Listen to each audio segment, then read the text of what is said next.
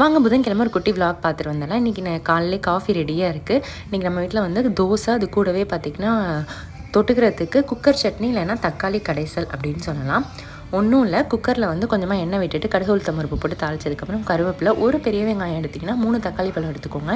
நல்லா வதங்கினதுக்கப்புறம் மஞ்சத்தூள், உப்பு, மிளகாத்தூள் போட்டு வதக்கி விட்டுட்டு தேவையான அளவுக்கு தண்ணி விட்டுட்டு ஒரு 3 விசில் வச்சு எடுத்துட்டிங்க அப்படின்னா நல்லா நமக்கு வெந்து வந்துடும். அதுக்கப்புறம் ஒரு மேஷரும் மற்ற வச்சு கிடஞ்சி விட்டுட்டிங்க அப்படின்னா சூப்பராக இருக்கும். நான் கொஞ்சம் குவான்டிட்டி எக்ஸ்ட்ரா தான் செய்கிறேன், ஈவினிங்க்கும் யூஸ் பண்ணிக்கலாம் அப்படின்னு சொல்லிட்டு.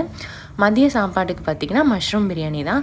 1 கப் அளவுக்கு தான் செய்ய போகிறேன். அதனால் வந்து கொஞ்சமாக தான் வெங்காயம் தக்காளிலாம் கட் பண்ணி வச்சுருக்கேன். பிரியாணி வந்து எனக்கு எப்போவுமே ஒரு நோ ஃபெயிலியர் ரெசிபி, அதனால் அதை பற்றி நான் கவலைப்பட மாட்டேன். டக்குன்னு அதை செஞ்சு விட்டுடலாம். ஸோ இன்றைக்கி வந்து ஒரு விஷயம் ஷேர் பண்ண போகிறேன், ரொம்பவே இன்ட்ரெஸ்டிங்காக இருக்கும்னு நினைக்கிறேன். ஸோ இப்போ நம்மளோட பிள்ளைங்களாம் இருக்காங்களா, குட்டி பசங்க, ஃபஸ்ட்டு ஸ்கூல் போகும்போது யாரெல்லாம் அழுதிங்க அப்படின்னு கீழே மறக்காமல் கமெண்ட் பண்ணுங்கள். நான் அழுகவே இல்லை, ஏன்னா எனக்கு வந்து என் பையனுமே அழுகலை, ஏன்னா ஜாலியாக கிளம்பி போயிட்டான். அவன் டே கேர் பார்த்திங்கன்னா 2.5 வயசுலேருந்தே போகிறதுனால பார்த்திங்கன்னா அவனுக்கு இது வந்து ஒரு புது எக்ஸ்பீரியன்ஸாக இருந்துச்சு. அதில் எனக்குமே அவன் எப்படி பிஹேவ் பண்ணுவான் அப்படின்ட்டு ரொம்ப ஆர்வமாக இருந்துச்சு.